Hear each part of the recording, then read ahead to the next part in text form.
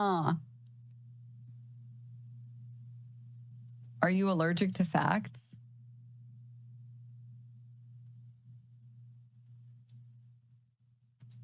Dude, you shouldn't cope like this. You shouldn't cope like this, man. It's not, it's kind of sad. I'm going to be honest, dude. All right, moving on. Moving on. This episode entitled Snark Called CPS on Us, because I hold denims to be one of the primary reasons, in my opinion, why CPS. What was that? During this episode entitled Snark Called CPS on Us, because I hold denims to be one of the primary reasons, in my opinion, why. In your opinion? What happened, Ethan? Did you just recently pay out another chunk of money to Kavanaugh?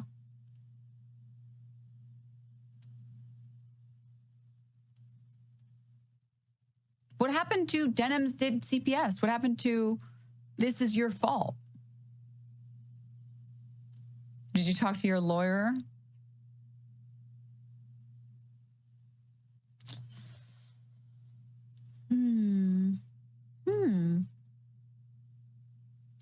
CPS was called. Another one of their friends, Froggy Tonic, had been spreading the same malicious rumor about me on Twitter for days before CPS was called as well. I used to work with this video editor named Froggy Tonic. I discovered him because he was in the circles online that I was in. There would be an occasional Froggy tweet where I'd be like, I agree with that, you know? Like, I'm not gonna endorse it. I'm not gonna retweet it or like it, but fair enough. Now, my former editor of a year... Also, I just have to say, I think it is really funny that he lost another 20K subs when he dropped this video. Oh, God, dude. It's okay. Just make 10 more videos about me. Just make another 10. Trust the plan, guys. Trust the plan. Trust the plan. Every time he makes another video about me on his main channel, 20,000 people unsubscribe from there and they come and start watching my show. Thank you, Ethan Klein. You are the rent payer. Thank you, Ethan. Thank you, Ethan. Everybody say thank you. Everybody say hi to Ethan watching the show live. Hi, Ethan. Everyone say hi to Ela. Hi, Ela. Everyone say hi to Giardia. Hi, Giardia.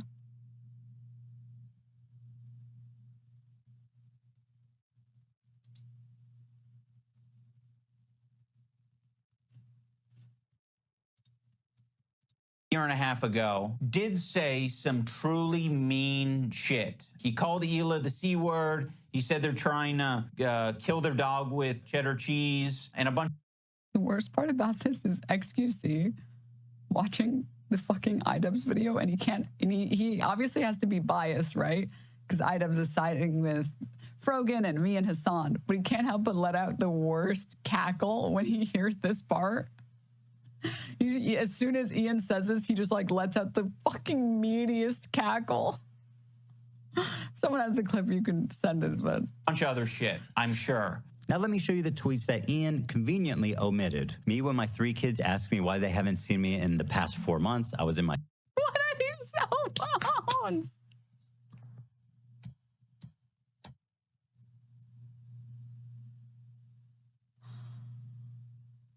Why does he post these cell phones? Me, when my 3 kids ask me why they haven't seen me for the past 4 months, I was in the basement.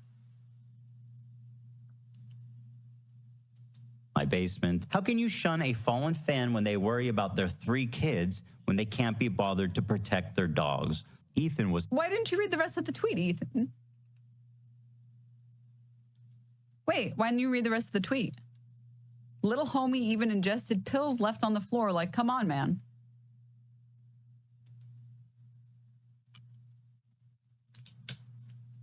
That's weird, I guess. It's weird that he didn't read that part of the tweet. Ethan was neglectful So bizarre.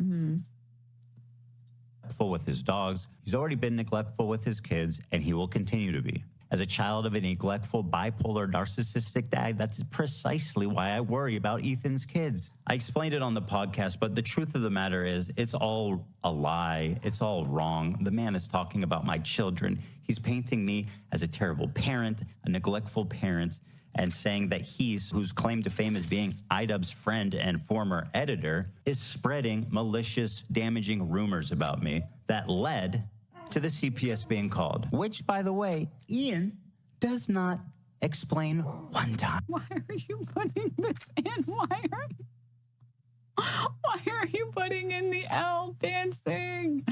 It looks like an edit against you, man. Oh my God, dude. I can't. Like, I don't. I cannot comprehend why Ethan would include so many clips that are making fun of him in a video that's supposed to make you empathize with him. It comes off, the way that it's edited, it comes off like someone making fun of your response video. Sorry, I have to, one second, let him say. Spreading malicious, damaging. Also, the best part about this is like, As a terrible you can see the two Ethans fighting each other in this video, edits versus words. Yeah. Wait. Parent, a neglectful parent, and saying that he's, whose claim to fame is being iDubbbz's friend and former editor. Claim to fame. He's saying Froggy Tonic's claim to fame. The worst part about this is like you check these tweets and it's like 200 likes.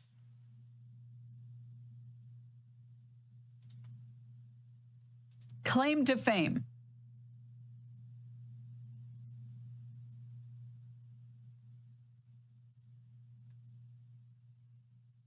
With did say some 420, it's Asmund watching XQC and laughing.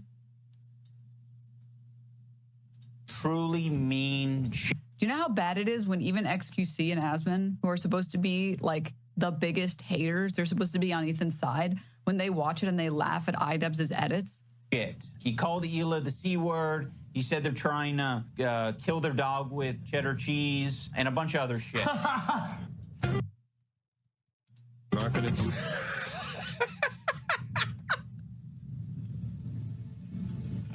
Of all the things.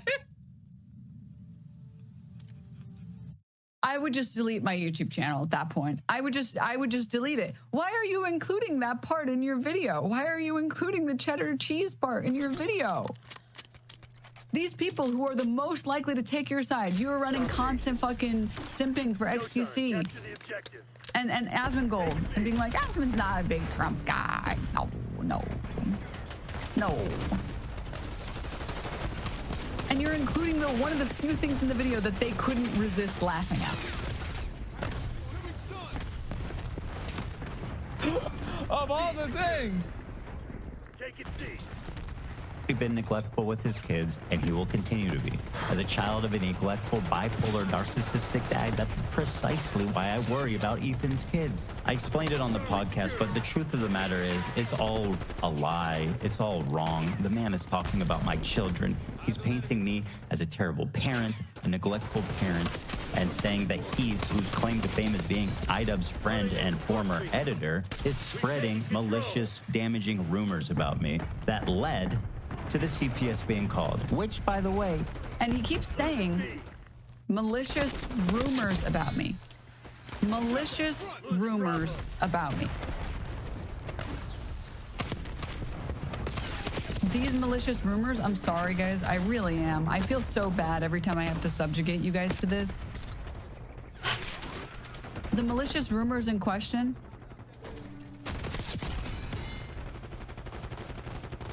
I'll let it play again. I feel like such an asshole making you guys watch this fucking poop clip over and over and over and over again. 5 seconds earlier. Line. I'm honestly shocked people still take this guy seriously. Let's do some quick math. Here are the first and last frames of the video that he played. I searched for the top and the bottom messages in my Chatterino history. The first one is line 14,472. The second is 15,428. And they're 5 minutes apart. That's 956 messages in 5 minutes. he showed 65 messages, which is less than 7% of the messages from that time period. The funniest thing is that only 3 of those 65 messages are ever even on the screen in the 2-minute video that he featured. So now I'm sure you're wondering why someone would go through so much trouble to painstakingly Photoshop all these chat messages together to make it look like they happened at around the same time instead of over the course of these full 5 minutes. And if only 3 of the 65 messages were in that clip, when did the rest happen? TLDR. All of the call CPS messages in my chat, all of them were because of me playing this clip from his show. Well, it happened when I watched this clip from his podcast.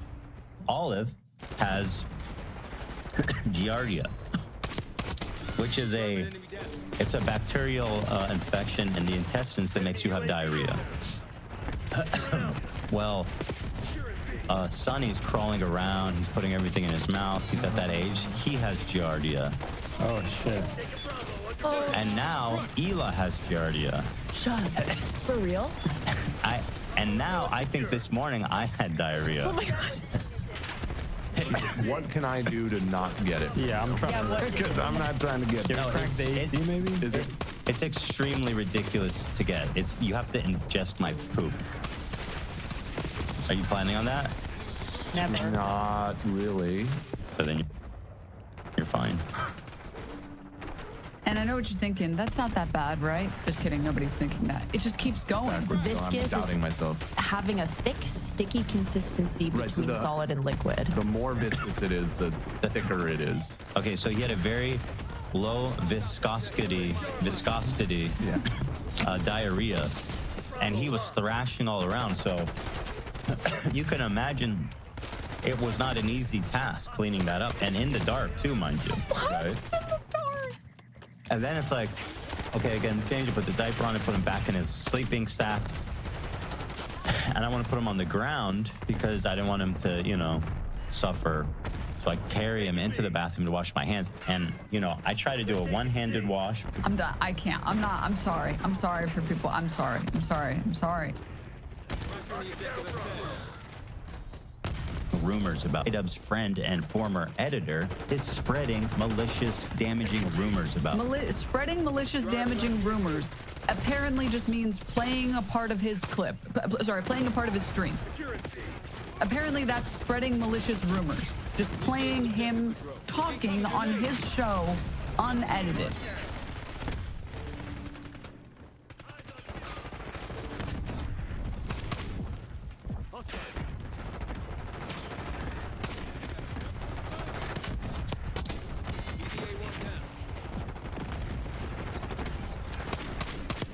Wait, I was engaged. I want to hear more about the viscosity.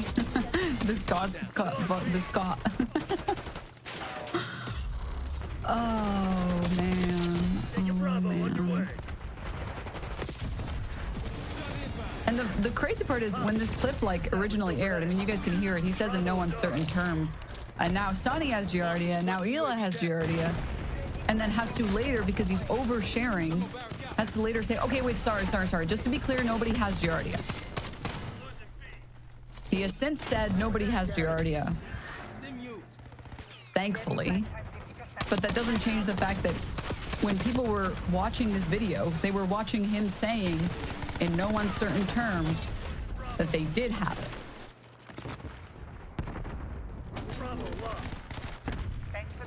That led to He the should sue himself for defamation. CPS being called, which, by the way, Ian does not explain one time. Did I mention why I'm angry at Probably because Froggy? he doesn't want to fucking show everyone this poop clip.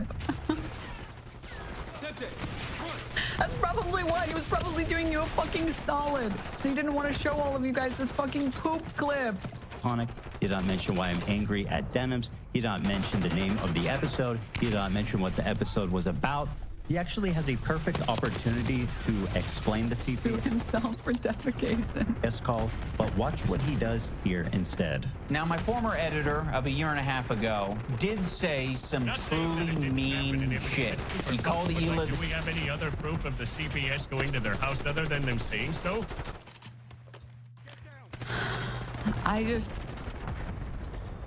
I have to believe that the CPS showed up because the world where he would lie about that seems too crazy even for him. So I'm just gonna assume that it's real. I have to assume that it's real. Because I'm just too, I can't live in that world where they fake something so insane. So I believe, okay? All right. Probably not the best time to use the phrase do a solid. Did you see a skull thing? We're going to talk about that at the very end. The C word. He said they're trying to kill their dog with cheddar cheese and a bunch of other shit. What other shit, Ian? Other shit is doing a lot of heavy lifting, man. Now, why does this matter? Because Don't make a Poopy Klein joke. Don't make a Poopy Klein joke. Don't make a Poopy Klein joke. Anissa was yucking it up with these guys during the period in which they were spreading this rumor, and when the CPS called. Again, spreading this rumor is watching him talk about his children getting an illness. It's him saying in no uncertain terms. Well, Sonny's crawling around. He's putting everything in his mouth. He's at that age. He has giardia. Oh, shit. And now Ela has giardia. Shut up. For real. No one is spreading the rumor. You're the one talking about your experiences and people are watching you speak, dude. No one is spreading this rumor. You're the one who's talking about it. Call was made. The CPS call is central to understanding this story. You cannot tell this story without that context. And to try to tell this story without including that detail, it would be the most bad faith, cruel, gaslighting hit piece of all time. Unfortunately, that's exactly what he did. He convinced his audience that the reason that I'm mad. I like how the entire thing is just him being upset that this content cop has 6 million views, and a bunch of people now who didn't know about the button found out about the button, and it made him look bad. That I'm lashing out simply because I'm a raving lunatic. I am crashing out. I'm just crazy and harassing his friends for no reason. And by the way, to my good friend Ian of 8 years, I really appreciate you weaponizing my mental health against me. To make Ethan crash out. He's having a parasocial, weird crash out. People can have crash out moments. Maybe if Ethan's able to get some help. Someone who I've confided in over the years with my struggles with it, who understands what I've been through, the lengths that I've gone to work on myself and improve my mental condition. For him to throw that in my face, to characterize anything I'm doing as crashing out, that I need help, that I need to get some kind of treatment, is cruel and pathetic on a level I didn't think he would ever be possible of doing. One ridiculous point he keeps hammering on is that I'm hating on him, I'm harassing him, simply because he's following people on Twitter. We're not gonna run to your defense when, I don't know. Guys, did you know that did you know that telling someone you need help is cruel? Is a cruel thing for a friend to say? We follow people, we be following. That's one fucked up thing that you can say about Anissa and I is when we're on Twitter, we do be following. I'm not upset, Ian, because you follow people. That is absurd. I'm mad because you're actively engaging with these people on social media, in DMs, while this harassment is happening, seemingly indifferent to it, silent on it. In a sense, I felt like you were more on their side than my side. Our silence means something. It means that we would like to pause this relationship until you figure your shit out. Our silence means something. That's exactly what we felt. Wow, it's almost like we were right about you. There's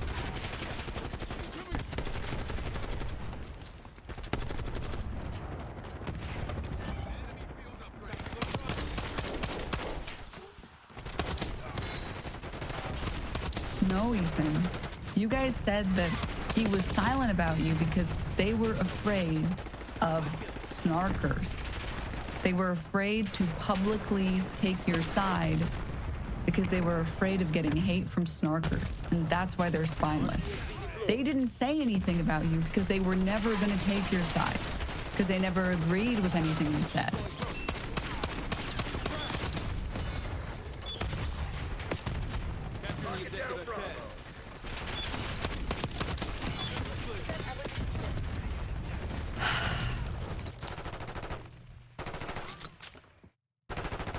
Isn't it kind of crazy that in this video, again, in this video that's like 16 minutes long, over half of it is just clips of me and then like a couple clips of Bad Empanada? I can't get over this. Before we get into the last section of the video, I really can't get over this. Where is it? I can't.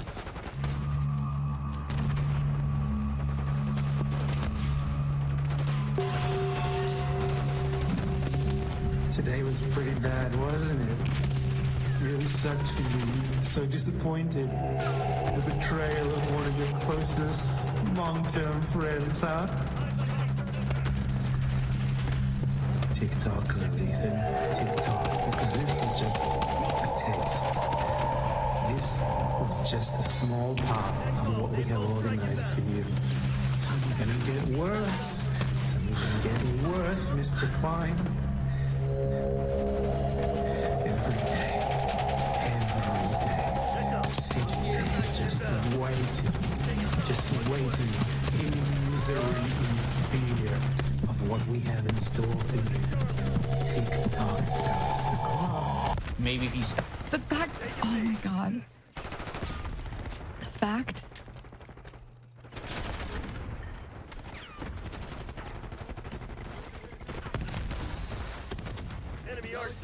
that none of those edits were Bad Empanada's edits. The fact that every single one of those edits, the music, the L dancing, the zooming in, the crunchiness, that all of those were Ethan putting them in.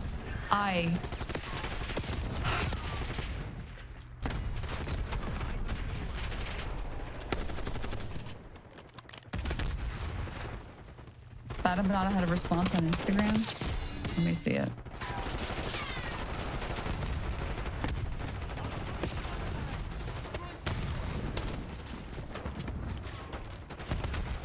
Exactly what we felt. Wow, it's almost like we were right about you.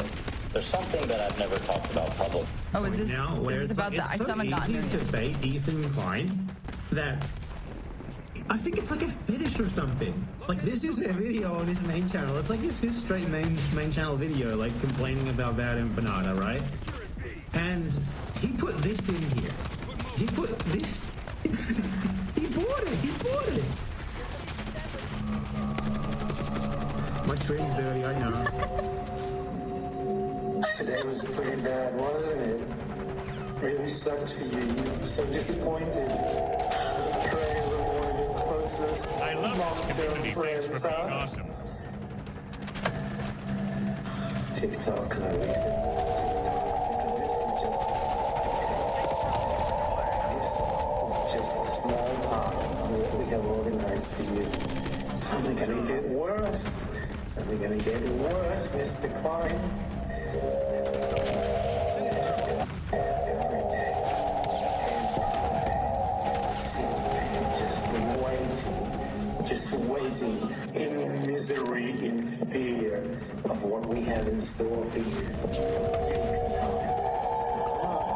maybe if he stopped harassing other. I gotta say, that was a great fucking edit. We That was. already covered Vance killing the Pope. Oh, no, wait. I didn't mean to go back. Klein.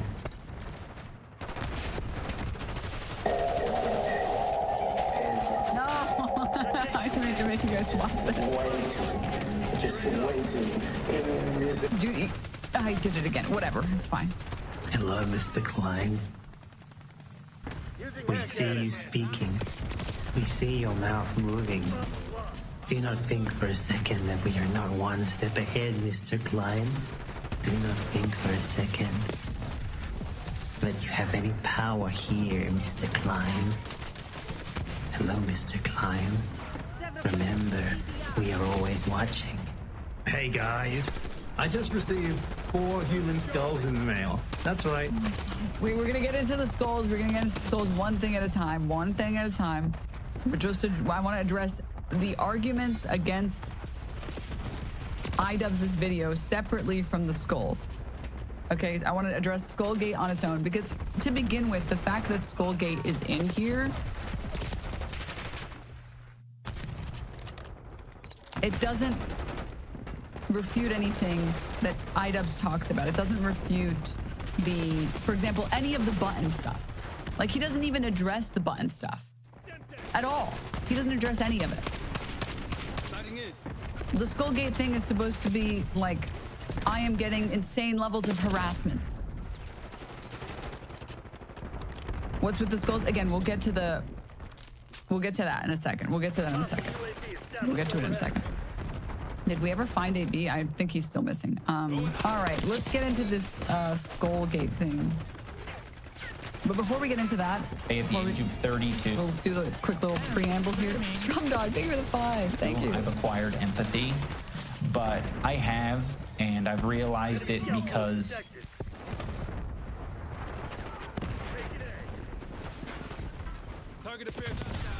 him desperately trying to say that Hassan is secretly a neo-Nazi who has a swastika sword for having a replica of Ichigo's sword from Bleach when he's not a Bleach fan, which obviously means that it's anti-Semitism, is insane. I just like, the conspiracy levels we're entering are like really incredible. I just like can't help myself but like feel for other people's pain and suffering now. I'm still not perfect. I think that is, my empathy meter's only maybe like a quarter of the way filled up potentially, but it's at least there. In the spirit of his newfound enlightenment, he had this to say. I have made some cruel, hurtful content, and I need to acknowledge that, and I hope you get PTSD. From what, you fucking idiot? I'm not joining the military. These criticisms, I feel like they don't even make any sense sometimes. You guys are the ones that say, I have never worked a job in my life. My life has been super easy. I never leave my house. I have an echo chamber. I make lots of money doing nothing and stealing content. Think about it for a second. In your universe, what would I even be getting PTSD from, you fucking dipshit? Hello? Luckily, I'm not in the idea of bulldozing people and getting PTSD from that.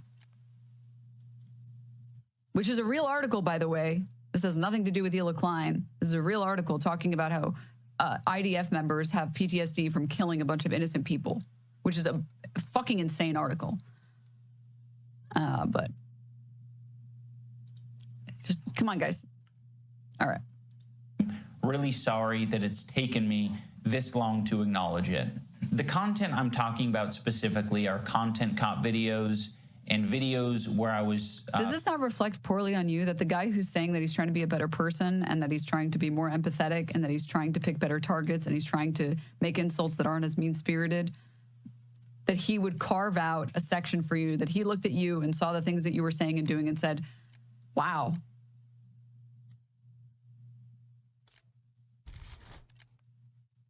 Yeah. Yeah. I have to talk about this. Just generally criticizing people for very lackluster reasons and, obviously didn't have any accountability online whatsoever on my end. I was morally grandstanding and acting as if I am any better than any of these people that I was making content cop videos on, and I'm not. I'm a human. I'm a real human who makes mistakes, and, I make a different set of mistakes than the people I was making videos on, but it doesn't matter. I don't think anyone deserves that level of cruelty or hate. It's also indoctrinated a lot of people into thinking that this is an okay way to behave, and it's not. What happened?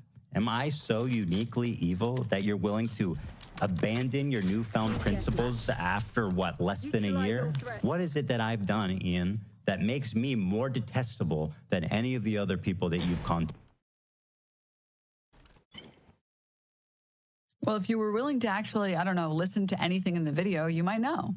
And for what did you do this? To revitalize? You defend Israel. He literally, it was so bad that he had a button moment and then AB went missing after that. Because he didn't understand the point of the fucking video.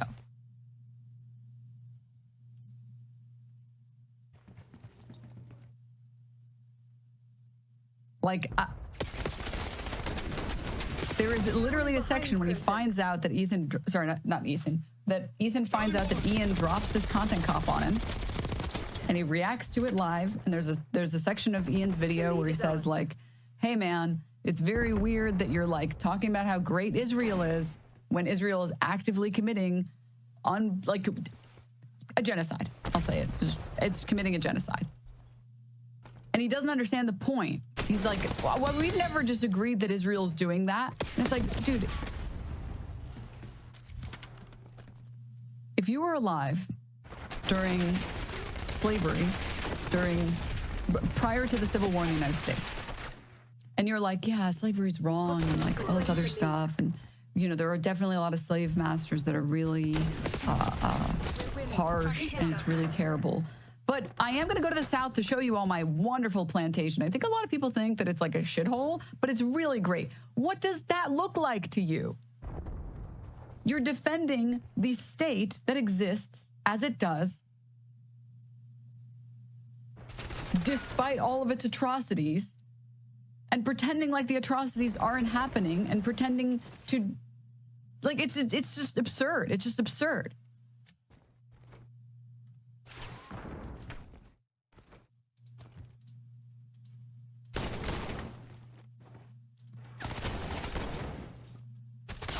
Yeah, but you're not. You live in today. That's why it's an analogy. That's why I said it's like. It's the equivalent. That's what an analogy is. I do not actually think I live in the before times, actually. I do understand that I live in 2025. That's what an analogy is. Chatter? All right. Realize your dying career. The entire video reeks of desperation, of being thrown together, and poorly Like how this just talks about this video. researched. I don't really even understand. Wait, did we... I thought the skull thing appeared in here. Wait, did I miss it? And I can't imagine that it's going to be worth it. Oh, I'm sorry. I passed it. I apologize. I thought it was... My bad. Sorry, let's go back. It's crashing out, that I need help, that I need to get some kind of treatment is cruel and pathetic on a level I didn't think he would ever be possible of doing. One ridiculous point he keeps hammering on is that I'm hating on him. Why does he not just like have a tripod? Or does Hila record? I think he doesn't make Hila record. I think she's excited to be there. I think maybe she holds like the cards up and then she goes like, good, perfect. Yes. I do want to see like a leftovers H3 edit of like her breathing as the camera's moving. It's like, yes, Ethan, yes. Good. I want to see that. I think that would be really funny.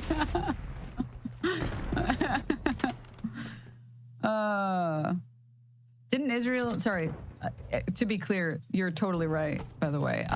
Didn't people who were pro-slavery back then say slaves couldn't be free or they'll attack their oppressors? Isn't that the same thing Israel says about taking down the Gaza wall? Correct. I mean, chat can correct me if I'm mistaken. I'm like 100% certain. Okay, 99% certain. There's a clip of Hila saying, maybe it was Ethan, I believe it was Hila, saying like, well, the wall is a lot of crimes have stopped happening since we built the wall. We've claimed the advantage, now hold so it's good. It's a good thing that it's there. And there's a clip of Ethan saying like, yeah, well, guess what? If once there are more Palestinians than there are Israelis, what do you think is going to happen to the Israelis? I see you. Which is, you know, like, what she said was that the suicide bombing stopped after the wall was built. Which again, she says that the wall is good. Like that's... This is my first time I've ever watched a stream rather than a song in my 4 or so years of using the site. Oh, well, welcome. Hope you enjoy your time. Also, is this the real Zammies?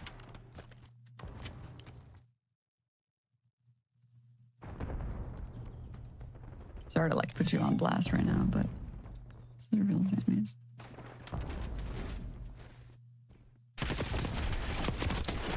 Yes, hi. Oh my god, I'm such a fan.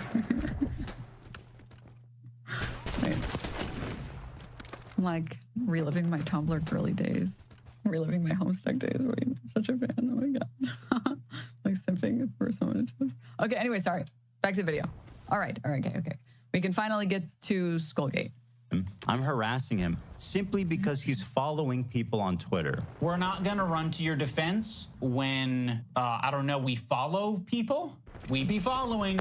That's one fucked up thing that you can say about Anissa and I is when we're on Twitter, we do be following. I'm not upset, Ian, because you follow people. That is absurd. I'm mad because you are actively engaging with these people on social media, in DMs, while this harassment is happening, seemingly indifferent to it, silent on it, in a sense. So much. So thanks, Ethan. Thank you, also, Ethan. thanks, Hila, for letting me know you were streaming. Oh, thank you, Hila. Thank you. I felt like you were more. Also, I don't know if I said thank you or not, but Adrian, thank you for the 10. Stormdog, thank you for the 5. John, Sussy, Oh Bother. Thank you guys for the 7s. Dave Ferrari, thank you for the 7. More on their side than my side. Our silence means something. It means that we would like to pause this relationship until you figure your shit out. Our silence means something. That's exactly what we felt. Wow, it's almost like we were right about you. There's something that I've never talked about publicly, but around the same time, we received 2 human skulls in the mail at our home, which led us to having a very pleasant interview with the FBI. Things have progressed well past the point of that's just what the internet does. Ian had a recent revelation. He's transcended into a new person. He's achieved nirvana and discovered empathy at age 32. I think only in these past couple of years have I gained the ability empathy, and I'm very ashamed.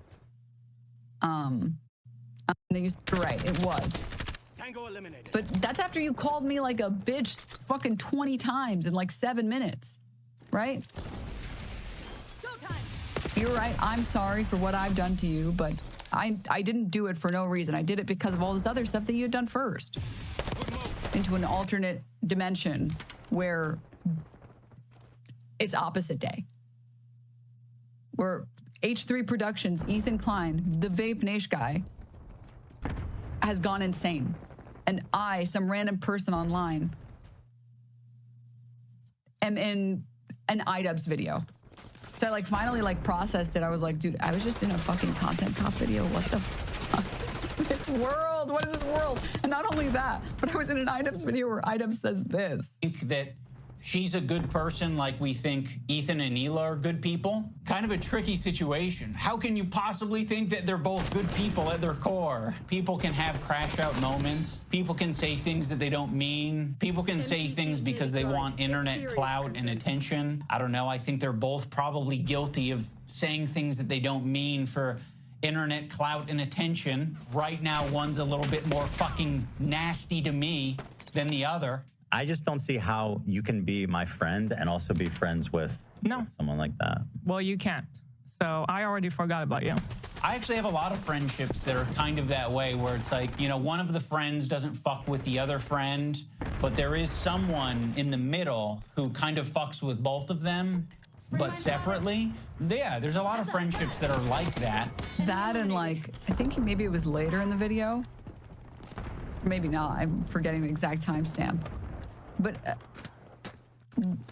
I think the thing that like pissed him off the most, that made him make so much of this video about me, it's not the CBS stuff, because he already admitted that all of that shit is fucking fabricated as shit. Not the actual call. I don't know about that. I assume it's real. But he knows that I explicitly said not to call CBS, and he knows that the chat messages are like, they're literally fucking photoshopped, and they happen over him talking about his poop situation. I think it's just that he's mad that iDubbbz says, yeah, we're basically friends with you and we're friends with Denims, and you need to fix your shit, man. And in this video, like his friend of 8 years says, I'm gonna call you out while saying I'm friends with this person you hate. Like that must have felt like that must have felt like twisting the knife on this guy. And I think that's what made him, I think that's what really just broke his brain. He's butthurt that you stole some of his only friends? Yeah. Yeah.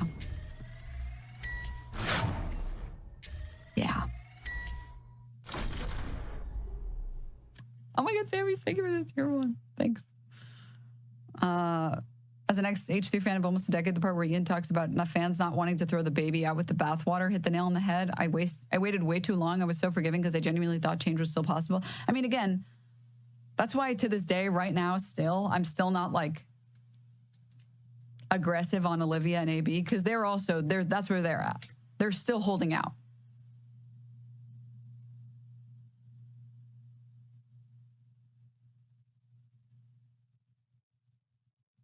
They're still holding out that he can get help and he can get fixed and he can.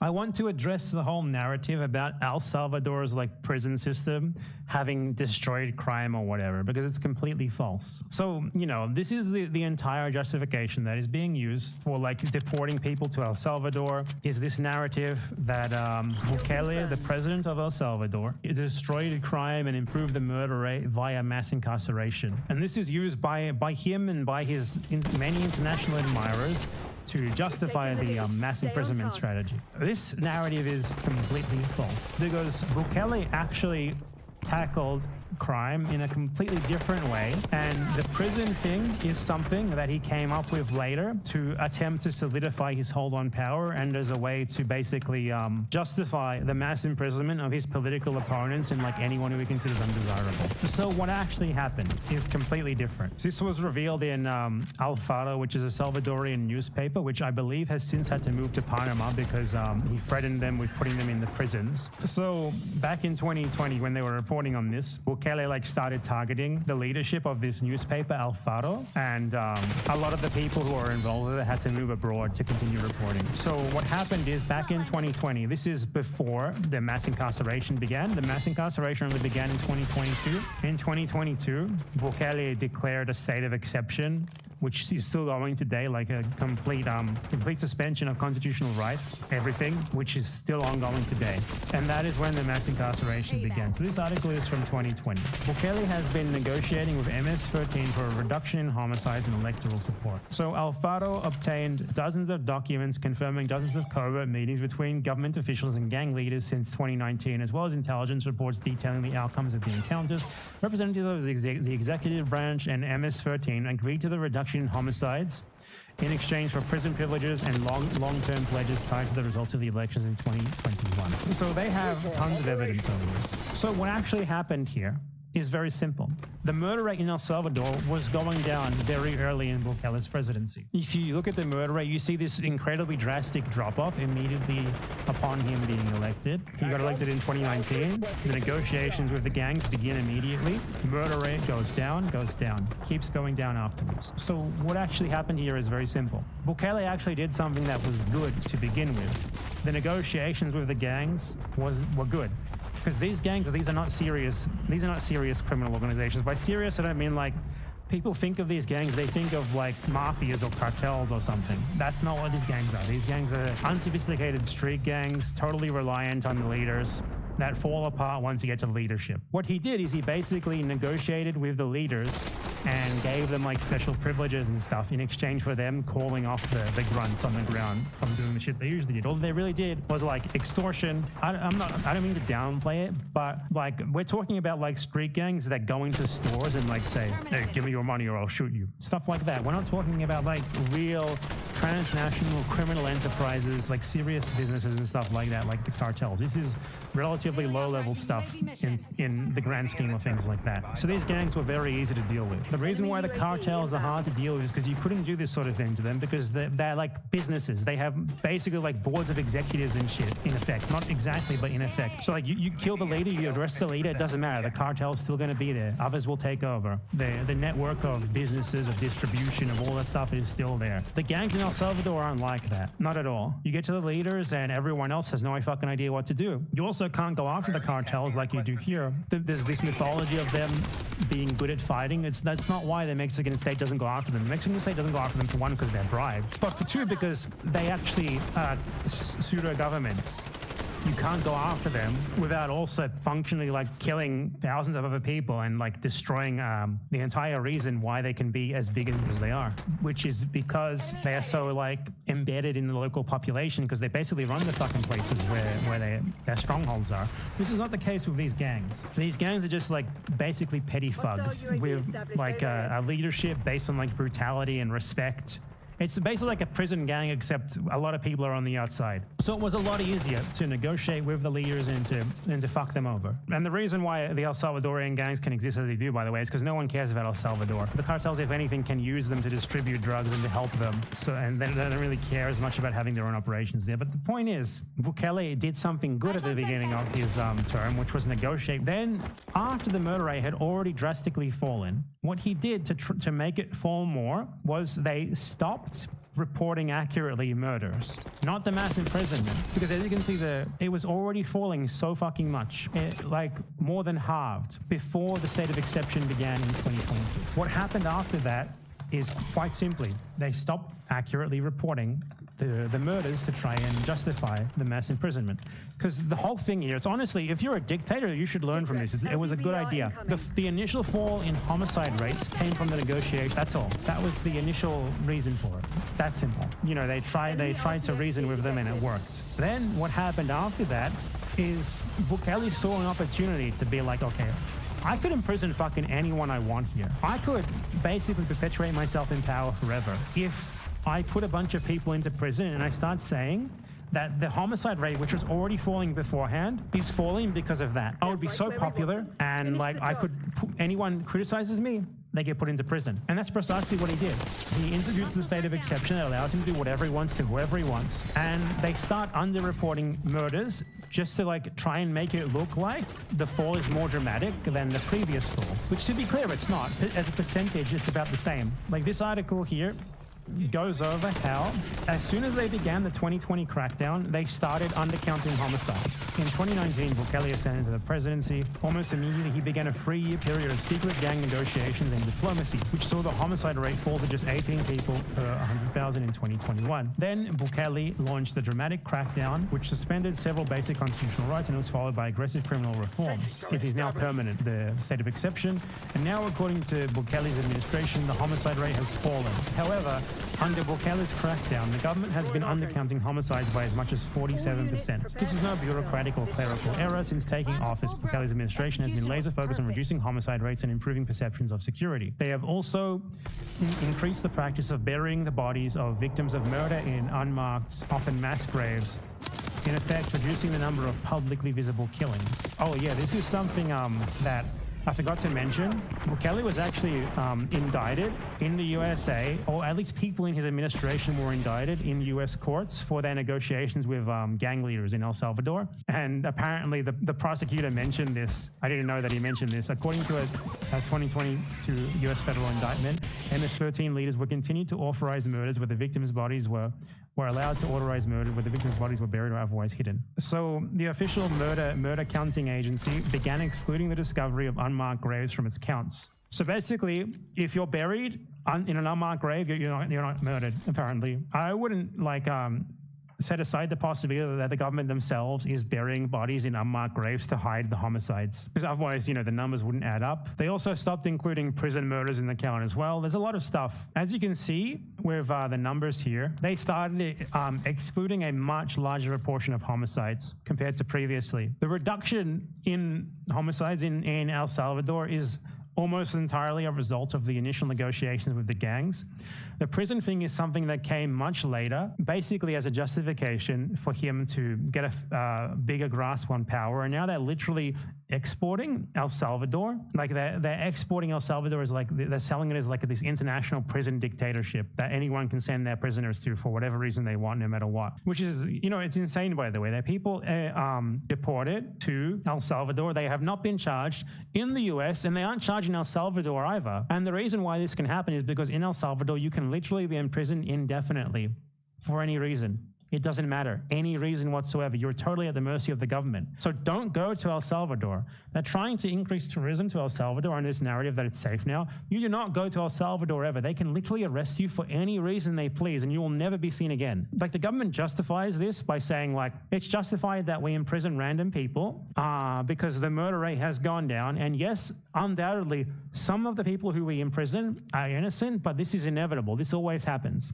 It's worth it. You know, the ends justify the means. But the thing is, the means were negotiations and diplomacy with the gangs, which, to be clear, I think was a good idea. If ever the cartel problem is going to be dealt with in Mexico, for example, you have to negotiate with the cartel. You have to do something. You have to talk to them directly. It's the only way. So that was a good thing that he did. It wasn't a bad idea at all.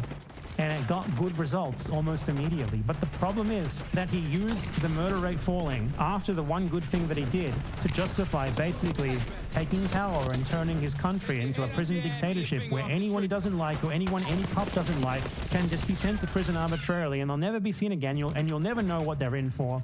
They have no charges, they know nothing. And there's no judicial system in El Salvador anymore, if there ever was before. It is literally a place where anyone can be arrested at any time, put into a prison, and whether they are alive or anything, no one knows. The only proof of life that you get if you are a family member is that maybe one day they're randomly released. So I just wanted to talk about the narrative that, like, he lowered the homicide rate, because he did lower the homicide rate, but it's nothing to do with the mass imprisonment. Nothing to do with it at all. The mass imprisonment was basically like an opportunistic measure instituted for the sake of him being able to hold on to power by getting rid of any people who he considers like unsightly, basically, or anyone who opposes him, or basically anyone who just slightly doesn't like. Because now they can be in prison for any reason for as long as he wants. So yeah, I just wanted to cover that.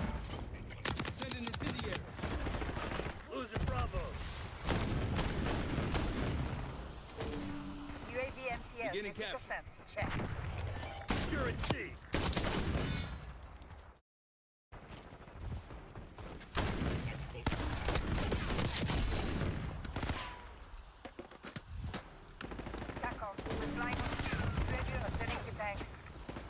Secure at Charlie. Losing B.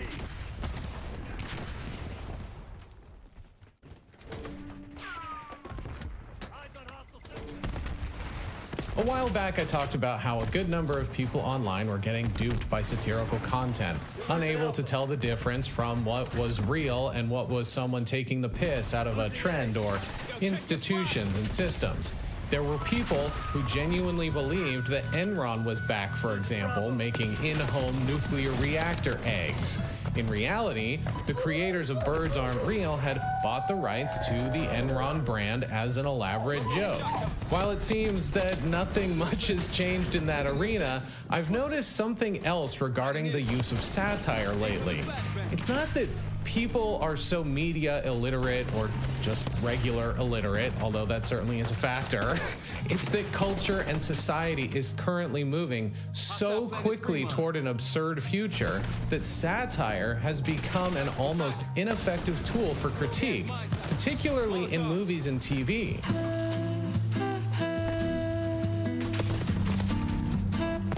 Spoilers for The Studio and Black Mirror. There is no timestamp for you to jump to. Just maybe don't watch this if you haven't seen those or care to watch them.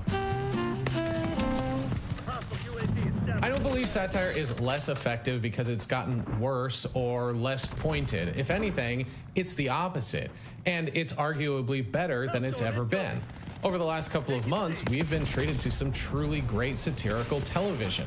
Severance and White Lotus are good examples, and while neither are overt, they're not without their underlying satirical takes on things like labor power in the workplace and personal identity under capitalism. It's hard to say if those themes were consciously made by the creators or whether they just had the high concept idea of what if you could literally compartmentalize your job by remote controlled lobotomy, and what happens to a group of rich people when they go on a vacation they don't want to be on, and stumbled into the larger themes later. Their use of satire is admittedly more subtle and used less for comedic effect and more to just punch up the plot, but there are funny satirical moments. It's just that they're more dramas or tragic comedies than exaggerated comedic satires. As for actual outright satire, we've got The Studio with Seth Rogen, who plays a bumbling new studio head trying to find a balance between art and commerce that employs a lot of satire to comedic effect, critiquing Hollywood and the studio system at large. And while it's not on the same level of something like Severance, it's still pretty good.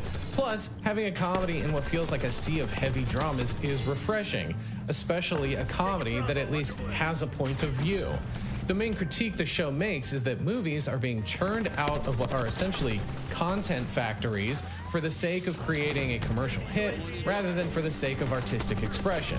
Whether that's getting the director of Smile to do a cynical remake of the exact same movie because it's safer than trying something new, or being forced to make a movie about Kool-Aid just because the studio owns the rights to the IP and have to have their own Barbie-style blockbuster. The first episode deals with the latter scenario and addresses why Kool-Aid isn't and will never be Barbie, and how certain IP has the potential to be box office poison, especially if you try to combine a Scorsese movie about Jonestown with a colorful sugar drink whose mascot's catchphrase is, "Oh yeah!" Was that too Macho Man Randy Savage? It was a fun concept for about 2 weeks until Variety published an exclusive about how there's gonna be a Hershey's chocolate movie next year. Even early reviews pointed out that while the episode of The Studio was funny, it felt too real to be entirely comedic. Satire works because it offers an almost reductio ad absurdum situation, taking an idea to its almost ridiculous conclusion that couldn't possibly come to fruition, or at least shouldn't ever come to fruition. It takes reality just 1 or 2 notches beyond the believable, exaggerating it to highlight the corrosion of whatever the subject is. When a similar real-world event occurs and is in literal pre-production, the joke about how ridiculous a Kool-Aid movie getting made would be ends up lacking any punch and is no longer thought-provoking or as funny as it should be. What was once a joke is now the death rattle of creativity. It takes the wind out of the sails of the point being made about creating content for the sake of IP ownership, where the Barbie movie had inherent themes it could draw out and deconstruct on a deeper level, like misogyny and sexism and the commodification of women's bodies. What themes or stories are worthy of addressing in a Hershey's chocolate or fictional Kool-Aid movie? That's the joke. There aren't any. Unless they plan to make the Hershey movie an indictment on child slave labor being used to harvest their cacao, but I'm fairly certain they probably want a PG rating.